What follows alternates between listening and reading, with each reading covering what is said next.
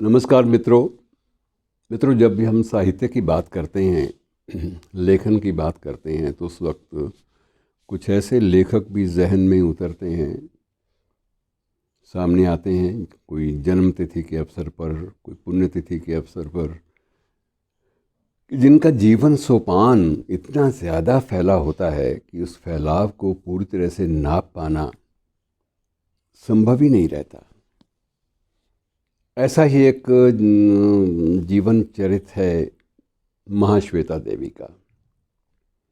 महाश्वेता देवी का जन्म इसी जनवरी माह में होता है और उनकी पुण्यतिथि जुलाई में होती है, और दोनों अवसरों पर उनको खूब याद किया जाता है। और खूब याद करने के कारण हैं।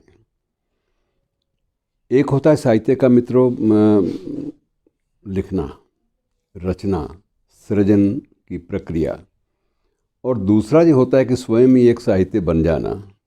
तो ये एक ऐसी शख्सियत, ये उनमें शुमार है जो स्वयं ही साहित्य बन जाते हैं और अपनी अलग से कुछ मान्यताएं जो हैं वो स्थापित कर जाते हैं।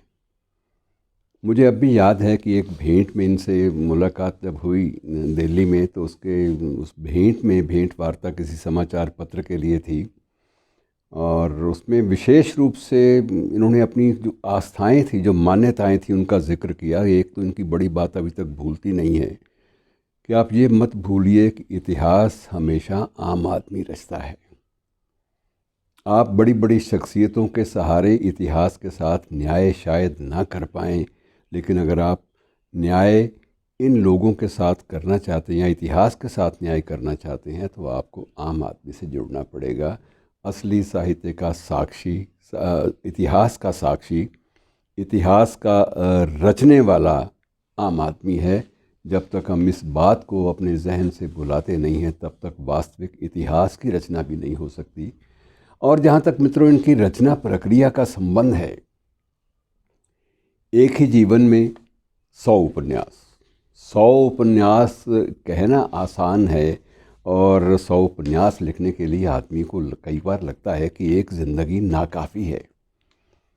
और 100 उपन्यास ही नहीं बल्कि 20 कहानी संग्रह, और हर कहानी में, हर संग्रह में कम से कम 10 से 15 तक कहानियाँ, और एक आध संग्रह में तो, संकलन में तो कहानियाँ 2 दर्जन से भी ज़्यादा। आप अनुमान लगाइए कि लेखन, आदमी स्वयं कलम बन जाता है। क्योंकि महाश्वेता देवी जिन दिनों में लिखती रही हैं, उन दिनों में कंप्यूटर पे लिखना नहीं होता था, कलम से लिखना होता था। और दूसरी जो उनकी सबसे बड़ी विशेषता यह है कि इतना ज़्यादा लिखने के बाद एक भाषा तक सीमित नहीं रही। कभी ये नहीं कहा जा सकता कि सिर्फ ये बंगला साहित्यकार हैं। ठीक है, साहित्य अकादमी ने अपना सम्मान दिया, वो बंगला साहित्य के खाते में डाल के दिया, लेकिन जब इनको पद्मश्री और उसके बाद पद्म विभूषण, देश का सबसे बड़ा सम्मान जो है, जब वो भी मिले, तो ये मान के चलिए कि तब तो सिर्फ भाषा का सवाल नहीं होता, तब तो टोटलिटी में, समग्र रूप से इनकी जो देन है, साहित्यिक जो अवदान है, उसके आधार पर इन चीज़ों के निर्णय होते हैं। वो किसी एक भाषा या किसी एक जाति या किसी एक वर्ग या किसी एक क्षेत्र के आधार पर नहीं होते, वो एक राष्ट्रीय चरित्र बन जाता है। और शुरुआत ज़िंदगी का, ये मान लीजिए कि पिता वो भी उपन्यासकार, माँ वो भी उपन्यासकार, भाई वो भी या तो उपन्यासकार या महान पत्रकार, चर्चित पत्रकार। आप ये मान के चलिए कि अगर मामू या चाचा हैं तो वो भी ऋत्विक घटक जैसे, जो फिल्म के निर्माण के क्षेत्र में नए कीर्तिमान स्थापित कर चुके अपने वक्त में। कोई भी जीवन का पहलू या जीवन का संबंधी या अपने परिजनों में ऐसा नहीं जिसका रिश्ता साहित्य से या कला से या संस्कृति से या पत्रकारिता से ना जुड़ा हुआ हो। ये एक बहुत बड़ी बात होती है कि पूरा का पूरा माहौल सृजन को ही समर्पित है। ये सबसे बड़ी बात है। और दूसरी जो विशेषता ये भी है कि इनको जो सम्मान मिले मित्रों, उसमें सारे सम्मान शामिल हैं। आप किसी सम्मान का नाम लीजिए, महाश्वेता देवी का नाम उस पर भी आपको लिखा हुआ दिखाई दे जाएगा। विश्व भारती यूनिवर्सिटी से इन्होंने सारी शिक्षा गुरुदेव के संस्थान से प्राप्त की, और पद्म विभूषण, पद्मश्री, ये तो खैर चलते ही रहे, साथ मिले ही। साहित्य अकेडमी अवार्ड भी मिला। और सबसे बड़ी बात यह है कि लेखन के क्षेत्र में हमारे देश में जो रमन मैगसेसे अवार्ड है ये बहुत कम मिला, इनको मिला। इनको सिर्फ लेखन के आधार पर नहीं बल्कि वही समग्र उपलब्धियों के आधार पर इन्होंने आदिवासी लोगों में रहकर, उनके बीच में रहकर जो काम किया वो इतना ठोस था कि उसके आधार पर इनका चयन किया गया कि इन्होंने जो हाशिए पे जो पड़े हुए लोग हैं, जो शोषित हैं या दलित हैं या पिछड़ गए हैं, उनके साथ जीकर, उनके साथ रहकर, उनके बीच में रहकर काम किया। इस आधार पर एक बड़े व्यापक स्तर की सामाजिक सेवा के आधार पर इनको ये सम्मान मिला। और मित्रों, उसके बाद संतानों की भी यही स्थिति।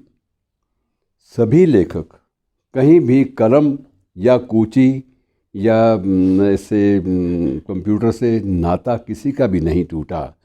कोई तो चित्रकार अपने आप में इतना बड़ा व्यापक स्तर पर चर्चित रहा, कोई पत्रकार के रूप में चर्चित रहा। तो सभी की चर्चा जो है निरंतर इसी क्षेत्र में लिखने लिखाने के क्षेत्र से जुड़ी रही। ये सबसे बड़ी बात होती है। और मैंने आपको पुरस्कारों का जिक्र तो किया ही किया। इनको पत्रकारिता के क्षेत्र में भी इनको सम्मान मिलते रहे, क्योंकि इनके नाम पर एक पत्रकारिता का, साहित्यिक पत्रकारिता का भी एक इतिहास इनके नाम पर जुड़ा हुआ है। और शादी भी कभी ऐसा नहीं हुआ कि समझौते करके ज़िंदगी जी हो। पहली शादी जो है वो बेजौन भट्टाचार्य से हुई, तो वो काफ़ी देर चली। ऐसा नहीं है कि जल्दी कोई बिगाड़ हो गया हो आपस में। लगभग 15 वर्ष तक दोनों एक साथ रहे। और वो श्रीमान जी भी एक ख्याति प्राप्त लेखक, अपनी मान्यताओं के आधार पर लिखने वाले। लेकिन उसके बाद जब लगा कि ज़िंदगी में ये संबंध जो है इसको आगे लंबा इसको खींचा नहीं जा सकता, तो उसके बाद तलाक हो गया। और दूसरी शादी जो हुई 1965 में वो असित गुप्ता के साथ हुई। वो भी अपने आप में प्रख्यात लेखक और विचारक। और जो बाकी जो संबंधी हैं उनके बारे में क्या कहें। बच्चों में भी नभारून भट्टाचार्य का नाम अभी तक लेखन के क्षेत्र में बड़े सम्मान से लिया जाता रहा है। तो ये सारे के सारे जो ज़िंदगी में जीवट जो है जिसे कहते हैं, वो एक बड़ी अद्भुत बात है कि अध्यापक भी रहीं। और इनका पहला जो उपन्यास था वो रानी झांसी के ऊपर था। और उस उपन्यास को लिखने से पहले इन्होंने झांसी के क्षेत्र में जाकर पूरा का पूरा विवरण जो है वो फर्स्ट हैंड, पहले चरण में अपने साक्षात्कारों के आधार पर और स्वयं साक्षी बनकर उस इतिहास का अध्ययन किया। समकालीन तत्कालीन इतिहास का और तत्कालीन इतिहास का पूरा अध्ययन करने के बाद इन्होंने वहाँ के लोकगीत, वहाँ की लोक संस्कृति, इन सब का भी पता किया। और इन सब के आधार पर उन्होंने जो है अपना लेखन कार्य जो है वो जारी रखा। तो मित्रों, ये एक अद्भुत व्यक्तित्व की स्वामिनी रही हैं, इसमें कोई संदेह नहीं है। और जब इनका जिक्र आता है तो इनकी एक कविता भी याद आ जाती है। उस कविता के साथ ही आज आपसे विदा लेंगे कि आ गए तुम, द्वार खुला है, अंदर आओ। आ गए तुम, द्वार खुला है, अंदर आओ, पर तनिक ठहरो। ड्योढ़ी पर पड़े पायदान पर अपना अहम झाड़ के आना।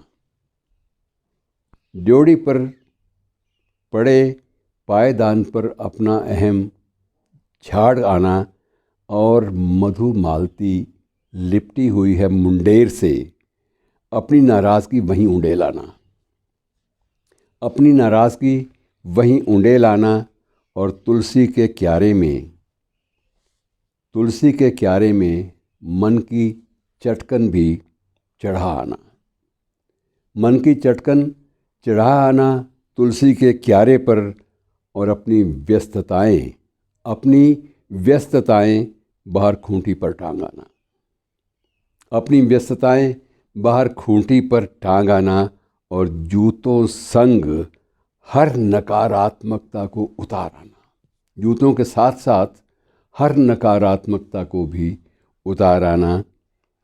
बाहर किलोलते बच्चों से थोड़ी शरारत मांग आना। बाहर किलोलते बच्चों से थोड़ी शरारत मांग आना।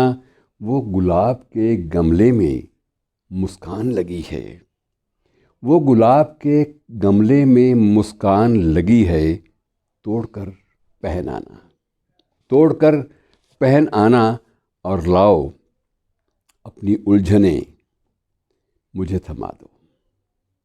लाओ अपनी उलझने मुझे थमा दो, कि लाओ अपनी उलझने मुझे थमा दो, और तुम्हारी थकान पर मनुहारों का पंखा मैं झल दूंगी। तुम्हारी थकान पर मनुहारों का पंखा मैं झल दूंगी। देखो शाम बिछाई है मैंने और सूरज को क्षितिर पर बांध दिया है। शाम बिछाई है मैंने और सूरज को क्षितिज पर बांध दिया है, और लाली छिटक दी है आसमान पर, और प्रेम और विश्वास की मध्यम आंच पर चाय चढ़ाई है।